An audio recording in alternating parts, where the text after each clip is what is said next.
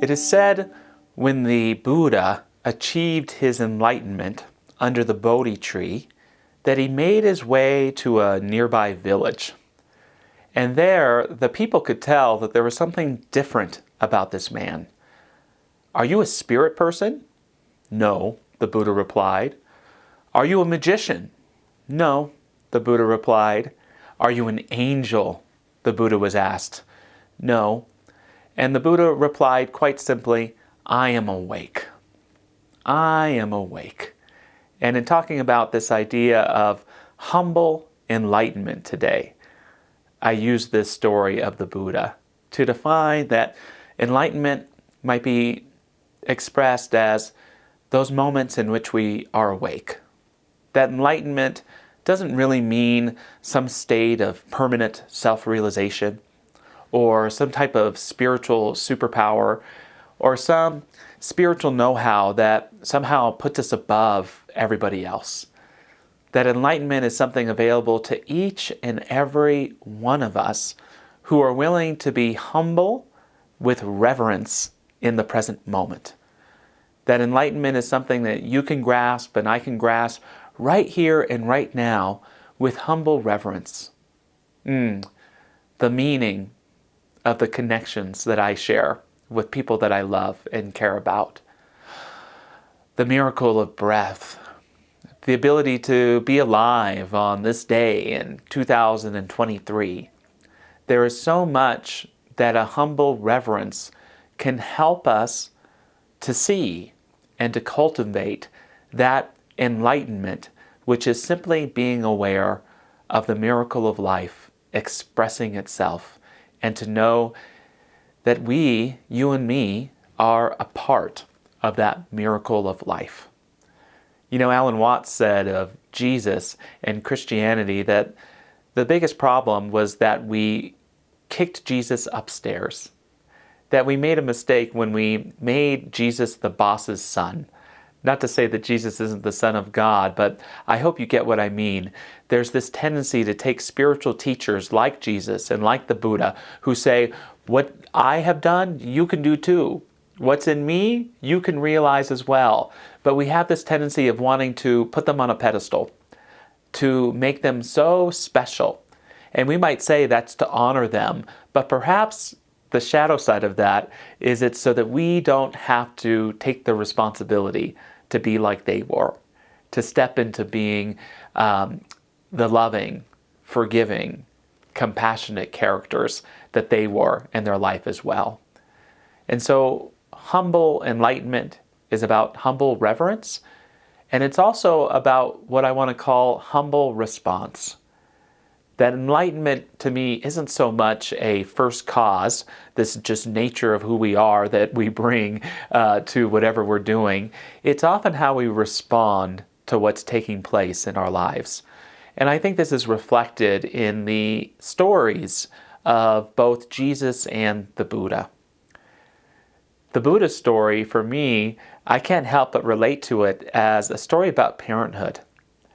It's really a story about Siddhartha's father, a king, who wants to protect his child, Prince Siddhartha, from suffering in the world. And as a dad, boy, do I resonate with that. This deep desire to want to keep my child from seeing or experiencing the suffering of the world. And part of the Buddha's story is the futility of that. What makes Siddhartha's story interesting is that his dad, as a king, actually has the means to try. He really keeps his son protected within the kingdom and orders that he doesn't see anything bad. And so young Siddhartha eventually, of course, he gets out of the kingdom and out in the streets and with the people. And he sees someone who's mugged. He sees someone who's sick. He sees someone who's dying. In other words, he sees suffering. And it begins to cultivate this feeling, this awkward feeling he can't articulate within him that is coming up from seeing the suffering in the world. And this feeling is so strong and so unknown to him that he actually commits himself to enlightenment. he commits himself to exploring every spiritual tradition there is to try and figure out what this feeling is within him, and it doesn't work. He tries the asceticism. He tries many types of Hinduism. If he was in today's world, we would say he's trying Mormonism and Scientology and Nexium and whatever it is, the long list, even religious science, and he still can't put words to this feeling that this suffering evokes within him. And so one day he sits under this tree known as a Bodhi tree, and he says, I ain't leaving. I'm not leaving until I can articulate this feeling. And he encounters, similar to the temptation of Christ, a being called Mara, who tests him with all the illusions of the world, trying to get him to move away from this feeling. And eventually his enlightenment comes, and he knows what this feeling is, this response to suffering that has been cultivated and inspired in his heart. And what is it? Compassion. What is enlightenment? Enlightenment is responding to the suffering of the world, the suffering of our loved ones, our own suffering, with compassion. And when you do that, you're practicing enlightenment. Jesus, in his story, has this powerful experience of becoming enlightened, we might say, when he's baptized by John. He's dipped under the water, and the enlightenment happens when he hears the voice of God in his own heart say, this is my beloved Son, in whom I am well pleased. And for me, that voice of God isn't something that just appeared in Jesus' heart. It's a voice that appears to all of our hearts when we have a spiritual rebirth, when we open up to experiencing the divine. And it says in us, you are my beloved child, in whom I am well pleased. The thing that's unique is now we have to go about living the rest of our lives. What does it mean to know that God loves me? To know that I love God, and to live a life of love. And that's so much the path of Jesus. He begins exploring that. He begins teaching what it means to practice the unconditional love of God. And we say that the story of Jesus is the story of the Messiah.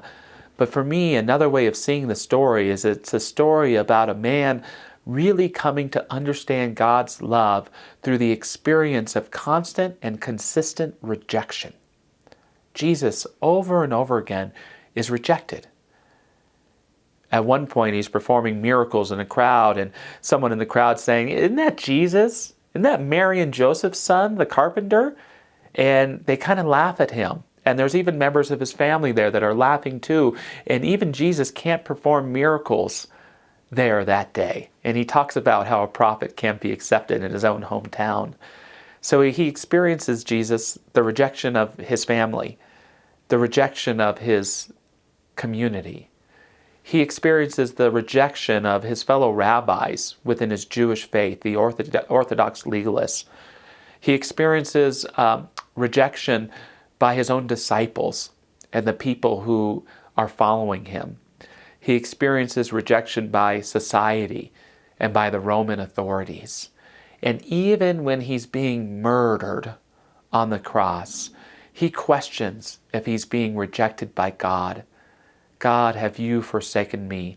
And he also says, in his ultimate realization of what it means to live at one with the love of God, Father, forgive them, for they know not what they do. So not only for Jesus is it this awareness of God in his heart and what it means to practice God's love, but it's through this response of rejection and suffering, of forgiveness, that he achieves his ultimate enlightenment, which in the Bible, of course, is called resurrection. The Buddha has his cross of the Bodhi tree, and Jesus experiences his Bodhi tree as the cross. And yet, when we look at these two terms, compassion, forgiveness, is there really a huge difference between them? I don't think that there is. Humble enlightenment is responding to the challenges of our life and the suffering of the world with compassion and forgiveness. If you do that, enlightenment is yours. Lastly, humble enlightenment is about service.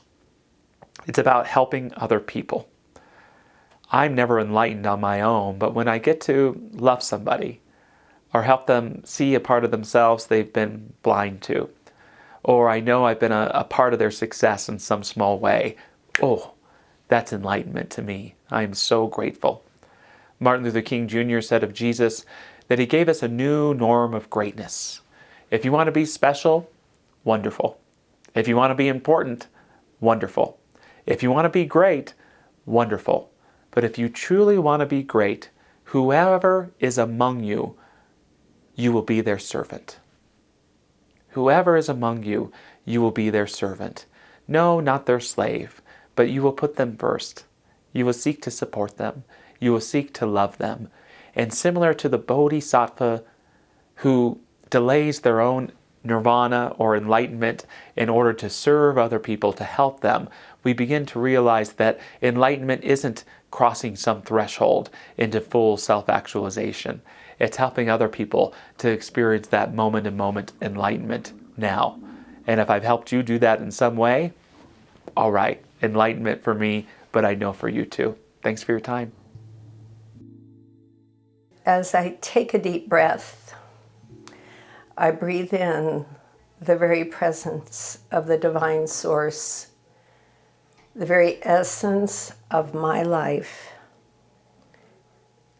That essence is the only thing there is. It is the power, the presence, the intelligence, the wisdom, the divine love of all that is.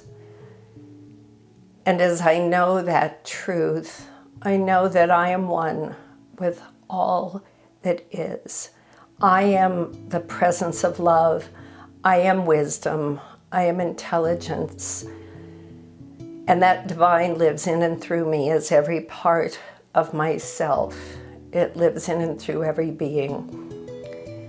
And today, as I sit with some feelings of uncertainty, a desire for clarity about the next steps, what I need to do, where I need to go, I remember that within me are all the answers. There is nothing without.